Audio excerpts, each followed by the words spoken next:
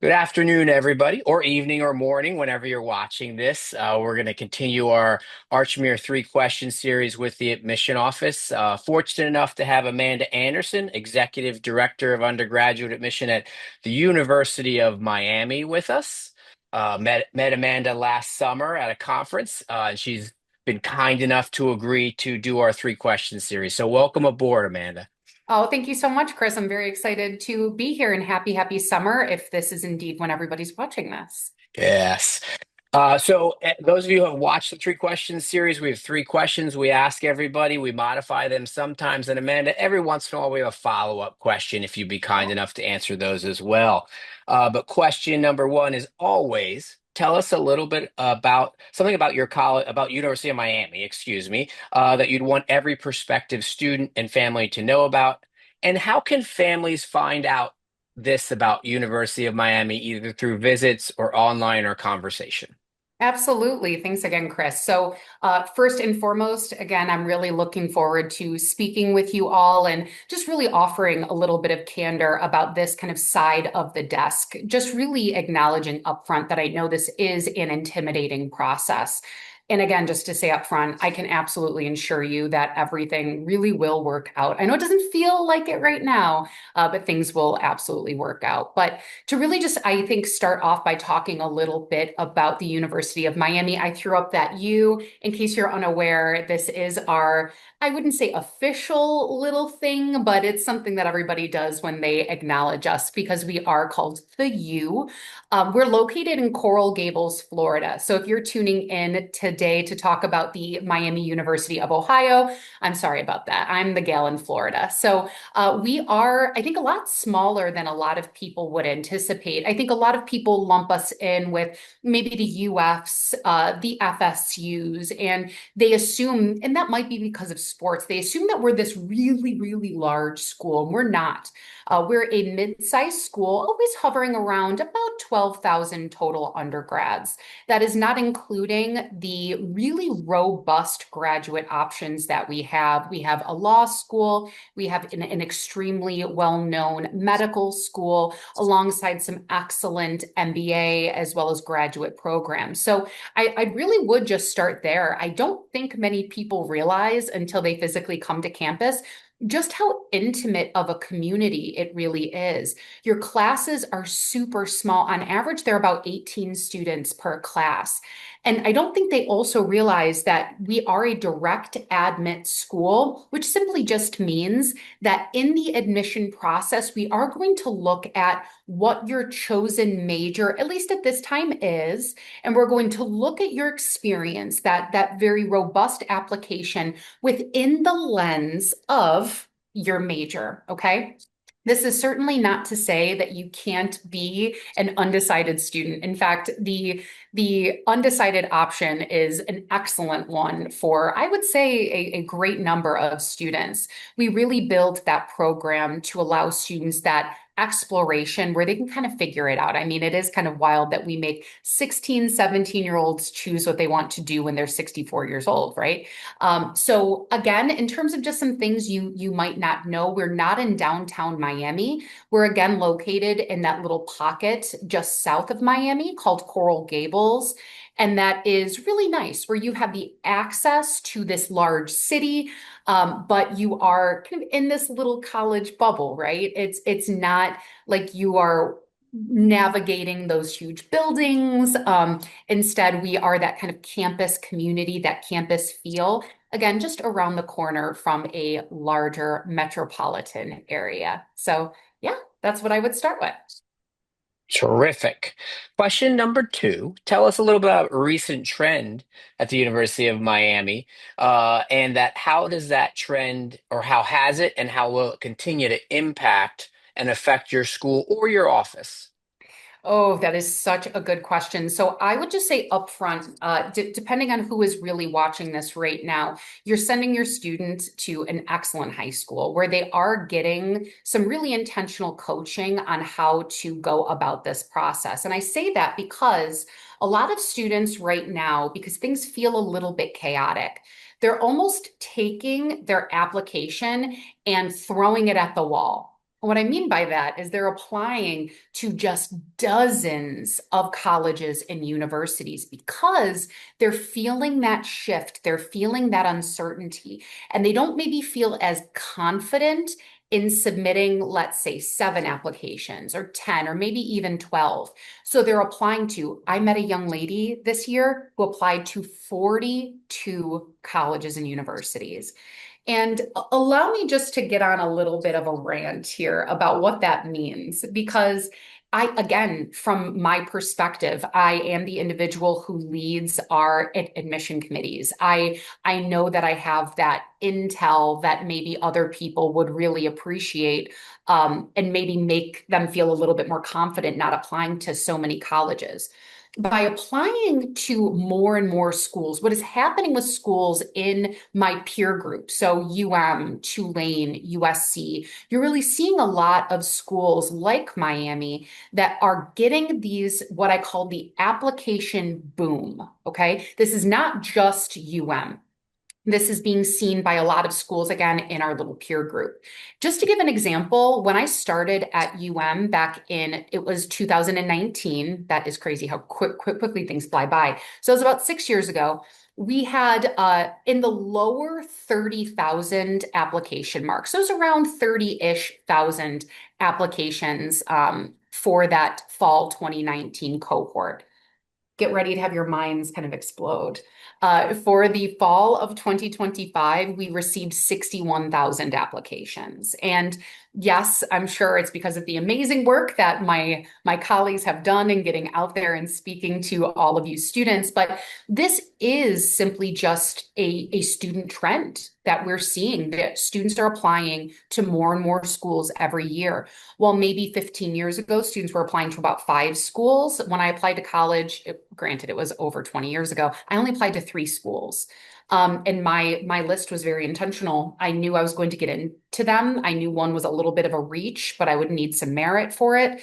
But that is not happening anymore. So even students that are applying early decision, which if you're unfamiliar to that term, that simply just means you're applying binding. We're still seeing that even with an early decision school, students are really leaning on applying to more and more schools. Now, I caution people to this for a variety of reasons, that this application boom has caused the admit rate. So to talk about what that means, an admit rate simply means out of that total number of applications, what percentage of them are getting a happy letter at the end of the day, okay? Many, many moons ago, we were, actually, it wasn't that, it was a couple years ago, we were admitting closer to about 30% of our total applications. And now we're at about 15, 16%. So it's almost, I would even qualify almost more of an artificial lowered admit rate, where students are simply applying to all these schools. Many of them, frankly, they have no intention of even applying to or even going to visit.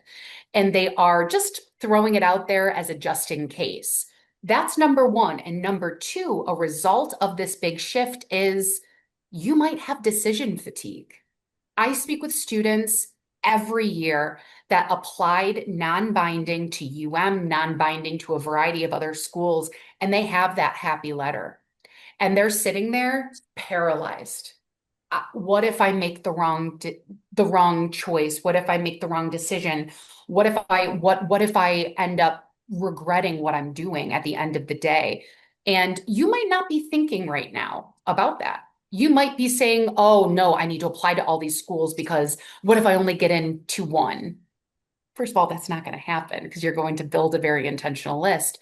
But I'm telling you, when you get those happy letters coming in at the end of the day, that's also a really tough decision for you all to make as a family. And by applying to too many schools, it sometimes makes it even harder. So again, to get off of my soapbox, that's a little bit about the application boom that many of us are seeing.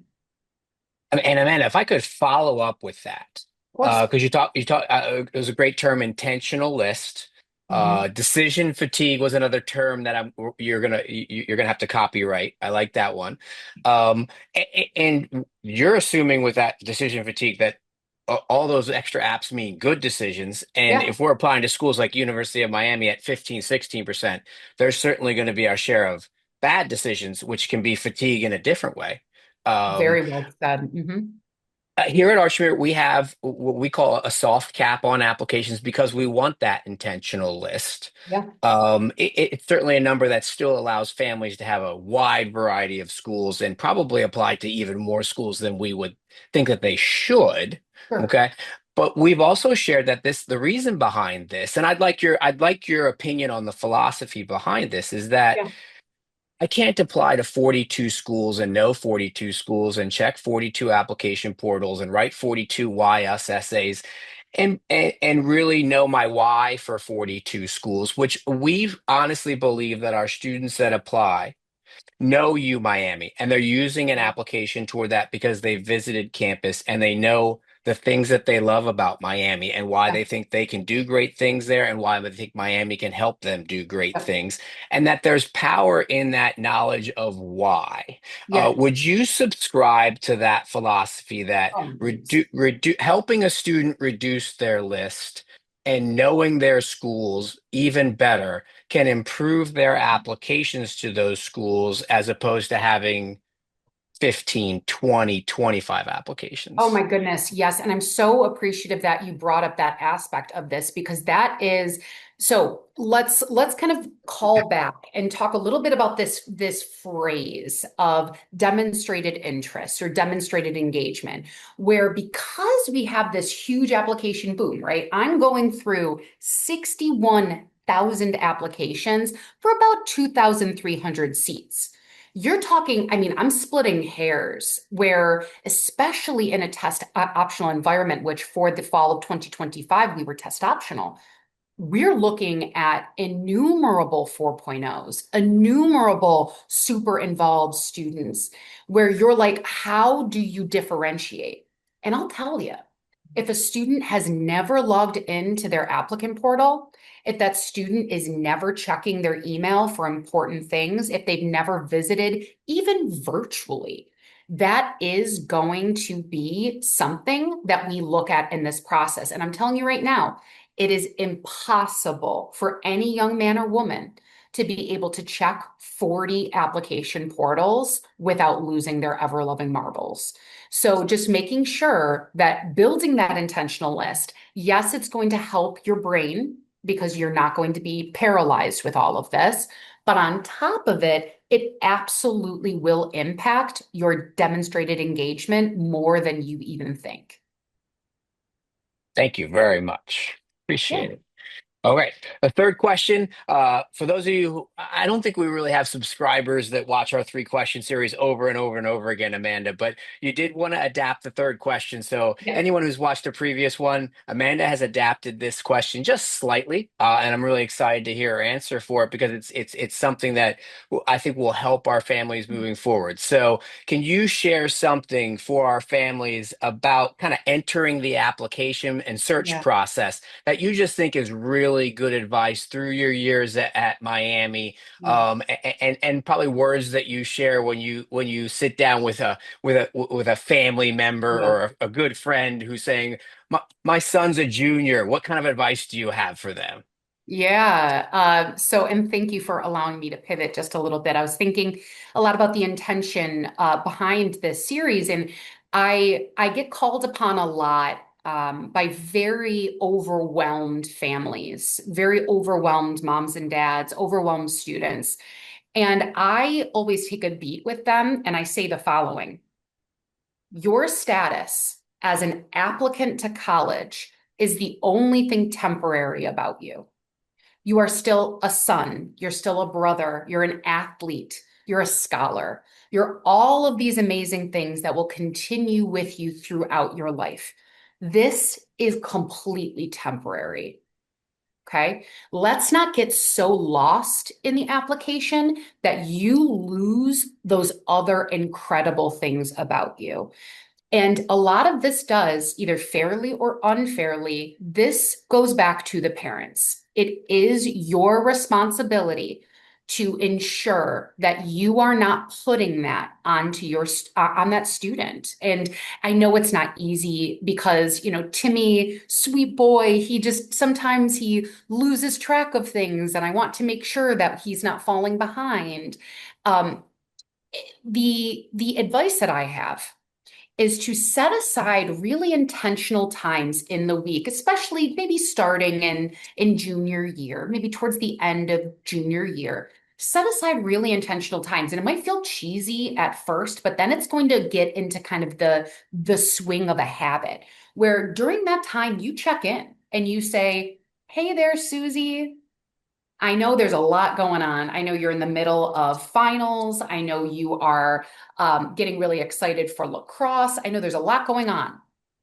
But remember when we talked a couple weeks ago and you said you were going to make a list of schools that you want to go and visit this summer? Have you worked on that?" And when you're talking to your senior, "Hey, I know there's a really important deadline coming up at UNC. I know you're thinking of applying. Where are we at with that? Can you share your computer screen? Can we work through that together?" And again, it's really establishing a very intentional dialogue, a really intentional communication style surrounding this that will remove the burden from this process because it doesn't get talked about enough. The college search process should be fun. It really should. And I will call back upon many moons ago, admittedly, a couple decades ago, when I went through this myself. I'm a first gen student, maybe many of you are as well. And my parents simply were full blown overwhelmed by it. They were like, "I don't really know what we're doing. Just, we're willing to be with you throughout all of it, whatever you want to do." And how we went about it was by making it fun. We would go for waffles before we would go to any school visit. We would go for waffles. It was like a little bit where we would be like, "Okay, this time are we getting the chocolate chip waffles? Are we waffles with whipped cream on it?" And this may sound really silly, but guys, I'm almost 40 years old and I think about that still. I have this positive memory surrounding this process because that was a really special time. For me, I have a bunch of siblings. This was an intimate time. This was me, my mom, and my dad. Okay. And I think about that still. And while the decision I got in that, from applying to these different schools, I couldn't control that. But my parents were very supportive in ensuring that at least it was fun. Okay. And something I'll say is I do remember one of those college visits, my mother was in a terrible mood. Bless her heart. I love her to pieces. I never ended up applying to that college because it was a miserable experience. My mom was in a bad mood. She'd had a rough day at work the day prior. I totally get it now, again, as a 40-year-old myself, I get it.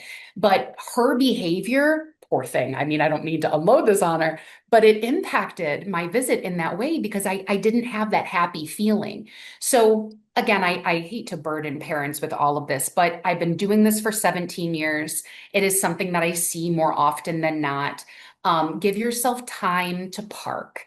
Give yourself time to ensure that you yourself are having a nice cup of coffee that morning. Make sure that you're establishing those really intentional check-ins with your student. And I promise you, you really may end up reflecting on this as one of the more special times in your relationship with your student. Oh man, thank you. I'm thinking of so many stories, and we only have so much time. But I will say the adults in our children's lives have to be a sounding board for them. Yes. And then and it is a stressful process for parents as well. And I don't want to tell parents they shouldn't feel stress or they shouldn't feel what they're feeling. Yeah. That's what your college counselor is then for. I get phone calls all the time. "We're not talking at home. Are they okay? Is my child okay? I'm not feeling okay." Yeah. There's always the next person that can help, and it's the human contact, and it's someone. As a college counselor, we ride this roller coaster with our families, and sometimes I get from parents or even from students, how are you so calm about this? What do you I always think it's going to be okay because It our is. great kids are going to end up at great places that nurture them and challenge them. And Mhm. come May 1st, I mean, everybody's happy. It's Mhm. everybody's where there's numerous places where they could go where they're meant to be, but they're going Yeah. to go to one place and they're going to be great. And I always remember saying, especially when I was giving college presentations, if you're not having fun with this process, you're not doing it right. Nope. That if I go to Miami, people are going to be opening up doors for me. They're going to be asking how my day was. You might even buy me lunch. You might give me a discount to the bookstore.